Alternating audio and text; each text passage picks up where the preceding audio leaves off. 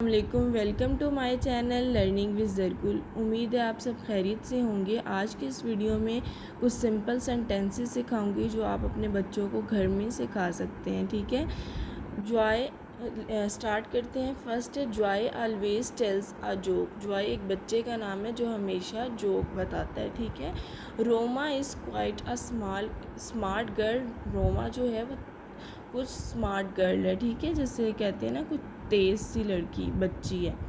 She is the girl who sings ghazal. किसी के बारे में बता रही हूँ कि यही वो लड़की है जो गज़लें सुनाती है या गाती है।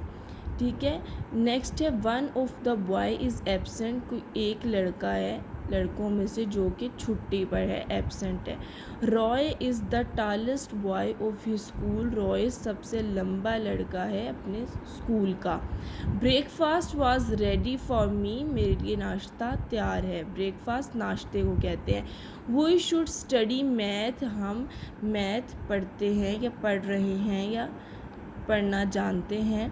को भी इजी उर्दू ट्रांसलेट करके बच्चों को बताने के लिए आप किस तरह भी बता सकते हैं, लेकिन जब आप टेंसेस में करेंगे तो आप प्रॉपर ख़याल रखेंगे कि ये कौन सा सेंटेंस चल रहा है, या कॉन्टीन्यूस है या पास्ट इंडेफिनिट है। या अगर कॉन्टीन्यूस होगा तो रहा है वाला फ़िक्रा या रहा था वाला फ़िक्रा इस्तेमाल होगा।